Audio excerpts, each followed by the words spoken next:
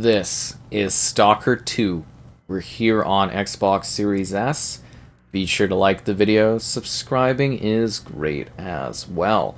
So I finally finished the experience. I've covered it on the Series X if you need to see that. And now we're diving in and taking a look at what the Series S has to offer for this long-awaited, long-delayed, open-world, intense, morbidly depressing Stalker 2 experience. So for the Series S, this is one of those games where they kind of gave us a little bit of the bare minimum. They definitely aren't really, they're pushing the hardware, but they're not really kind of like going all out on this one because we're kind of limited in terms of visual modes and options in how we enjoy this experience. So let's dive in and talk about Stalker 2, which is a game that I say is basically held together by Scotch tape. It's very buggy, it's very broken, it is really interesting from a certain point of view. It's bloated, it's all over the place, and yeah, let's talk about this game. It is lengthy. This is something that is going to be at least 30 hours for regular people to play, if not more. I moved through this game as fast as possible so that I could, stream it and cover it. That's all on the channel if you want to see the streams. But your regular person, they are going to really genuinely struggle with this one in terms of getting it completed. This is going to take you a long time, especially if you meander and do side content, which is kind of encouraged for this game and this experience. So yeah, this is going to be a very lengthy game for you. Probably something 40 plus hours for your average person. And I don't think too many people are going to actually make it through this game because it's grueling, it's difficult, it's exhausting, it's tedious, and at times really, really quite mundane because a lot of the game is you just walking from place to place. For example, I had one mission where I had to walk from like here all the way down over here. Took half an hour, and I skipped a third of it because I paid for a guide to bring me further along, which is kind of this game's form of fast traveling. So, yeah, pretty tedious. Let's dive in and let's talk about the Series S. So the Series S has a single graphical mode. This is like 860p-ish, goes down, and it's reconstructed to 1080p at 30 FPS, which I think 30 FPS should be pretty locked because 30 FPS is not super demanding. But you may notice some drops here or there throughout the game because, again, it is kind of buggy. And that's where I was kind of saying that this game isn't really fully pushing the Series S in terms of not allowing us to have a 60 FPS mode. It just seems like there wasn't as much development care put into the Series S side of things, which, again, makes sense because, well, the Series S always gets this kind of treatment. Anyways, let's dive in and talk a little bit more of this. And it achieves this through a temporal upscaling solution. So it's actually like a TSR, which is basically slightly better than FSR, so it's still going to have that shimmer, it's still going to have that really fuzzy kind of look. It's a UE5 game, but it's using older UE5 feature sets. So you don't even get all of the necessarily fancy features, but it's still, it's technically still a very good looking game. Dense vegetation, dense environments, you see all the trees, you see all the the fauna and everything like that. And for the Series S, it's actually quite amazing in terms of the level of detail and fidelity within the plant life of the game. And you get the full scope, the full environment, the full, design, everything like that you would get on Series X. So that is impressive. It's still incredibly fuzzy and visually very, very low fidelity to the point where it's really hard to make things out detail-wise in the environment, but because it just looks like fuzz a lot of the time. And that's not just the radioactive fuzz that's on the screen at the moment, but yeah, it's very, very visually rough around the edges. This is also a game where the visuals are just kind of broken a little bit. I love the streamer mode, thanks devs. FOV that you can change, but this is my recommended brightness and gamma settings, 65 and 70. They may fix this over time, but the visual default settings that you have for the darkness is just completely broken. So I would recommend changing this HDR mode setting down there. Yeah, so these are my brightness and gamma settings that I would recommend because the visuals like darkness and contrast are just completely broken in this game. There's also an issue with, I guess it's a dead zone issue that the devs are working on, so that might be fixed, where your game kind of just, like, sort of awkwardly sort of shifts or moves randomly, as if it's like stick drift thing. That is the game. They are fixing that. And that's the thing, is like a lot of it is just kind of a little broken, which is a little bit of a shame if you were looking for something a little bit more polished. And yes, I know the charm of Stalker is meandering walking and, you know, buggy gameplay and mechanics and stuff that don't work properly, but it is the 2020s, and I think we have a little bit more expectations for things. Console keyboard mouse support, which is great. And yeah, for Series S, it's just the one game mode, the one graphics setting. That's all you get. And yeah, you should probably be used to it by now on the Series S. But I will say again, just level of detail within the amount of like plants life and everything like that. Very, very good. And I'm guessing theoretically this one could have went up to 60 FPS, but it probably would have been a pretty bad performant game. Just gonna throw that out there.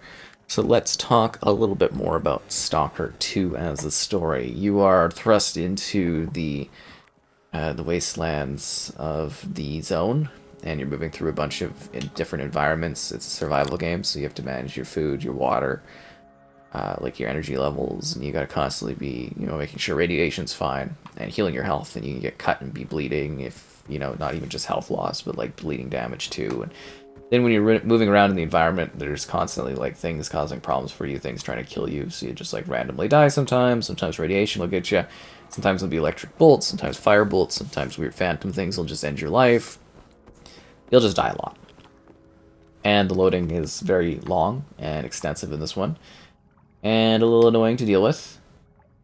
And yeah, that's a lot of the game. And a lot of it is walking in darkness. A lot of it is just walking around because, you know, there's not like traditional fast travel.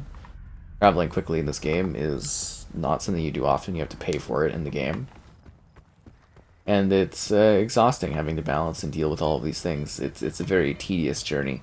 There's a really great story kind of hidden beyond the tediousness, but you tend to forget about the characters and story beats just because you spend so much time walking.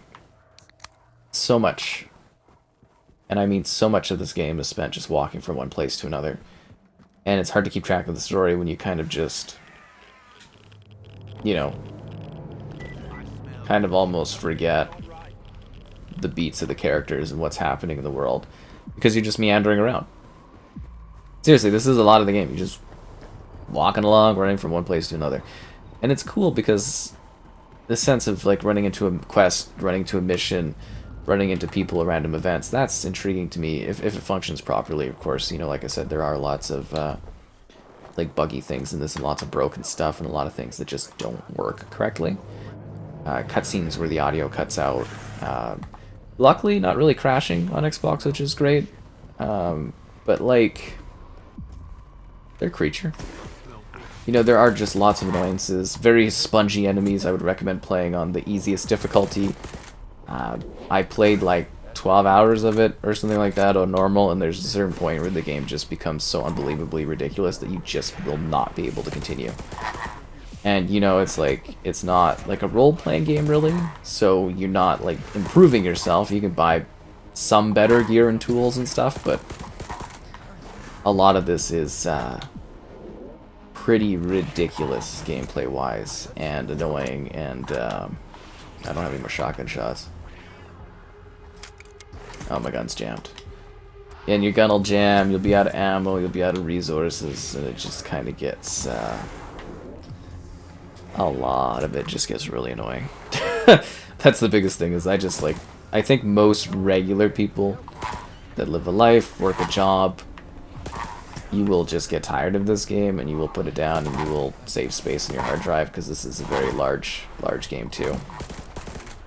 And I think a lot of people just get completely annoyed by this experience. Like, again, if they had cut the fat, got the story a little bit more focused and on track, I do think it's kind of cool, a little bit Black Ops-like in terms of crazy psychological things. And, you know, it's a supernatural game, so you fight these weird mutant creatures, you fight apparitions, ghosts. Why am I struggling so much to kill these guys? This is driving me crazy. Usually these enemies aren't too bad, but I also usually have a shotgun.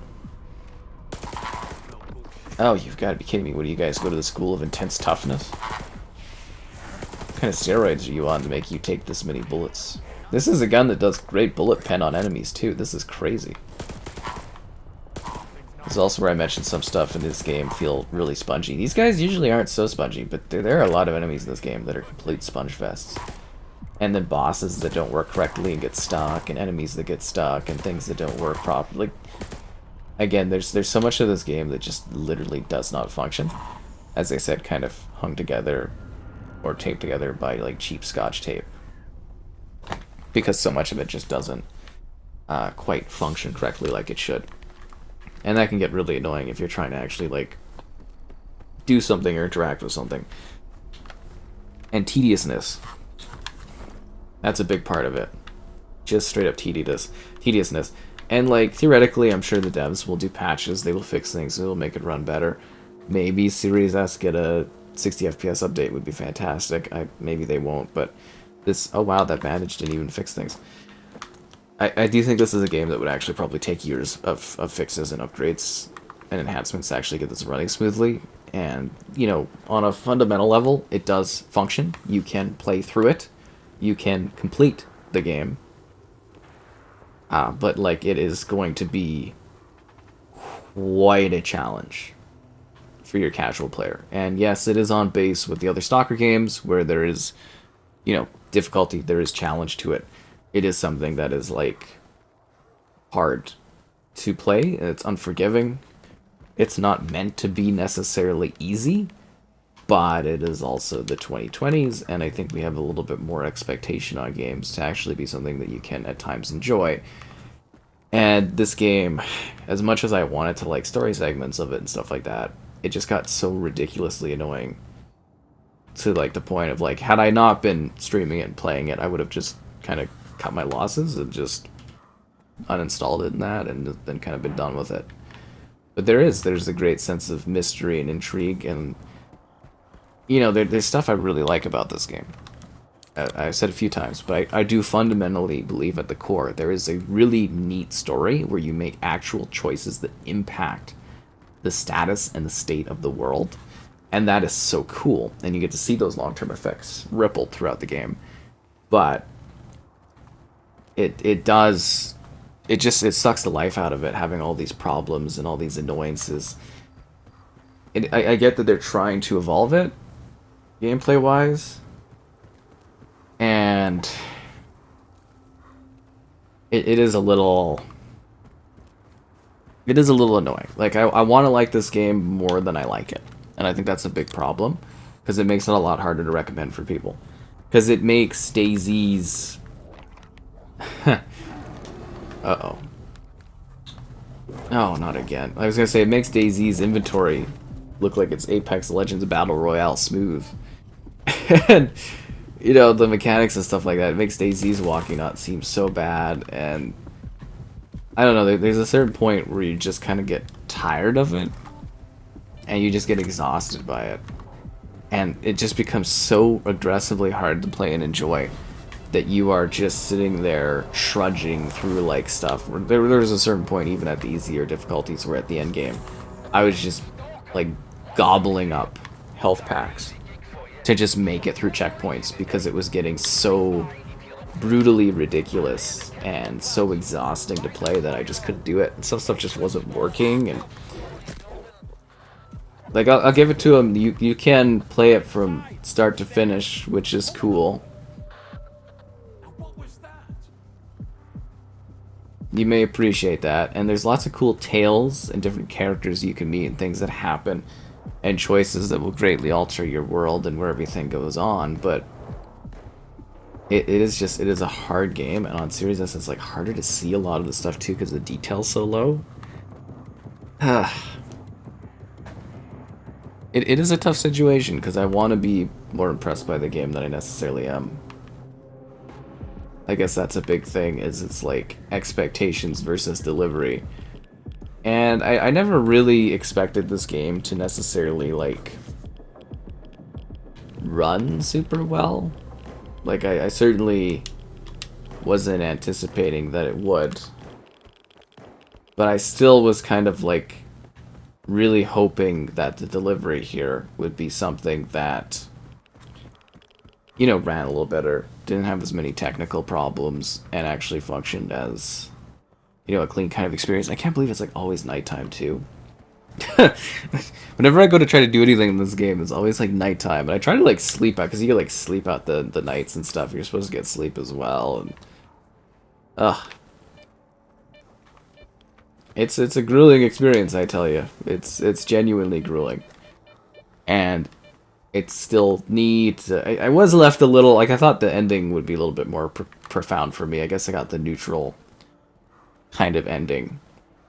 But seriously, this is a lot of the game. Just walking around, getting cut by invisible glass, getting zapped and insta-killed, dealing with anomalies, dealing with mutant monsters, and they kind of hit a lot of the cool supernatural stuff until like really late in the game too. In terms of like all your traditional foes that you'd be used to from other Stalker games. It takes a long time to actually come across that stuff. And that's disappointing. Because it would have been a lot cooler to see those things earlier on, and by the end you're like, oh yeah, I forgot about these guys. I haven't seen them the whole game. That's another thing as well, like I was saying. You kind of forget about, like, even the people you're facing off against. Certain characters in that, because it's so long gaps of you walking and exploring to places. You just kind of go, oh yeah! Especially in a situation where you're not playing this all in one go like I was, basically. And you're doing this over long gaps of time. I think it's going to be a struggle for people to actually remember important characters and character beats, and keeping your inventory all cleaned up and keeping your items all cleaned up, and then there's the encumbering, and then there's the lack of, you know, resources and stuff, and this one, it really is a pain to play. I wish you the best of luck if you jump in and try to experience this game, but I feel like a lot of people are really genuinely going to struggle. But I love the atmosphere, I love the setup, I love there's something alluring about this world. And it's set up, and it's the characters and what you're doing in it, and the things you have to face off against. I just wish the world was a little bit more enticing and fun to play. Because there's a lot of the time in this game where you're just like, this is too much.